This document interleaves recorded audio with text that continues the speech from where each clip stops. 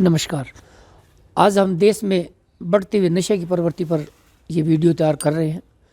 वैसे तो आप सबको अच्छी तरह से दिखाई देता होगा कि देश में नशा किस कदर बढ़ रहा है, और ख़ास करके अब जो सिंथेटिक नशा आया है जिसको हम चिट्टा बोलते हैं, इस चिट्टे में इतने खतरनाक जो है वो होते हैं MDMA, LSD और मेथ के नाम से जो मेथाम्फेटामिन है उसका मिश्रण होता है।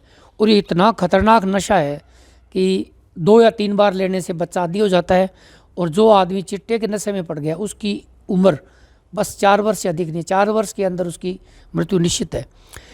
अपने राजस्थान में मैं थोड़ा सा आपको बताऊं कि पिछले वर्ष गृह मंत्री महोदय अमित शाह ने एक मीटिंग ली थी जिसमें अपने राजस्थान की तरफ से भी आंकड़े भेजे गए थे, जिसके अनुसार हमारे राजस्थान स्टेट में 493 जो है वो अपने ऐसे केंद्र चिन्हित किए हुए हैं जहाँ पर बहुत ज़्यादा नशा चल रहा है, लेकिन उन पे अभी तक नियंत्रण कैसे किया गया कोई रिपोर्ट नहीं है।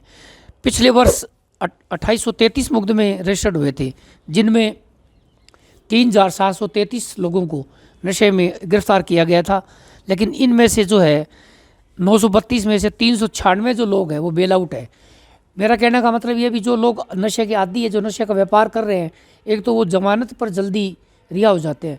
तो इसके लिए न्यायालयों को भी थोड़ा इसमें कठोर कदम उठाना पड़ेगा, और पुलिस को भी, कि बार बार ऐसे लोगों को जो है जो एक से अधिक बार नशे में गिरफ्तार हो रहा है उसकी ज़मानत पर थोड़ा ध्यान रखे ताकि उसकी ज़मानत न हो पाए। अभी अपने राजस्थान में जो है वो करीब 9000 केसेस पेंडिंग है। अब अपने बात करते हैं कि क्रिटिकल स्थिति तो क्रिटिकल है ही, लेकिन होगा क्या।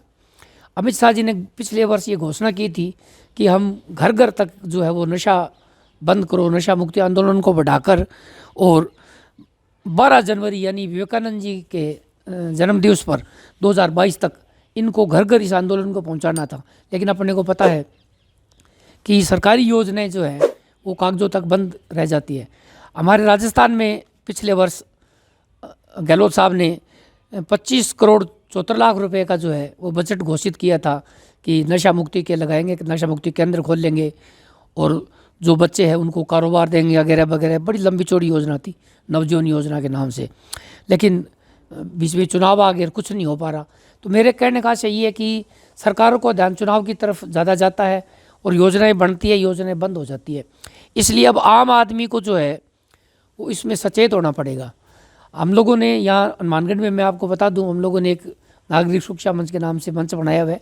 हम लोगों ने पिछली बार भी, हमारे सचिव आशीष गौतम पैदल यात्रा करते थे रोज़, और घर घर हम लोगों ने भी लोगों तक इस बात को पढ़ाया कि नशा पे करा जाए।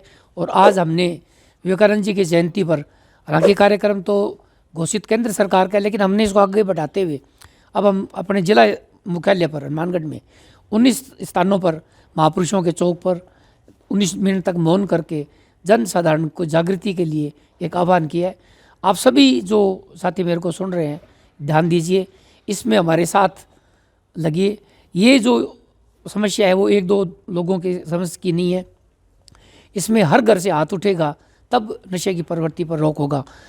बड़ी ताज्जुब की बात है कि हमारे ज़िले में, क्या हमारे राजस्थान में भी जो है सरकारी नशा मुक्ति केंद्र नहीं है। सरकारी नशा मुक्ति केंद्र नहीं होने के कारण नशेड़ी लोगों का इलाज नहीं हो पाता, नशा छुटाया नहीं जा सकता। सिर्फ करीब 81 नशा मुक्ति केंद्र है अपने स्टेट में, सारे के सारे प्राइवेट जो NGOs है वो चला रहे हैं।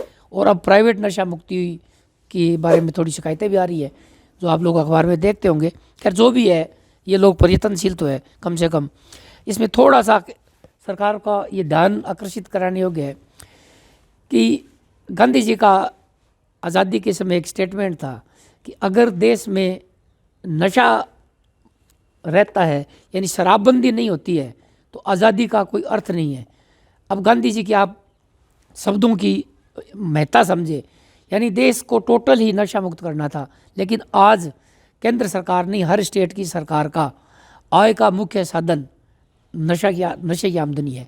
अफीम की खेती, पोस्त की खेती और शराब इस मात्रा में बन रही है कि जिसके कारण इनका मतलब जो है वो बजट में अधिकांश रुपए वहाँ से प्राप्त होती है।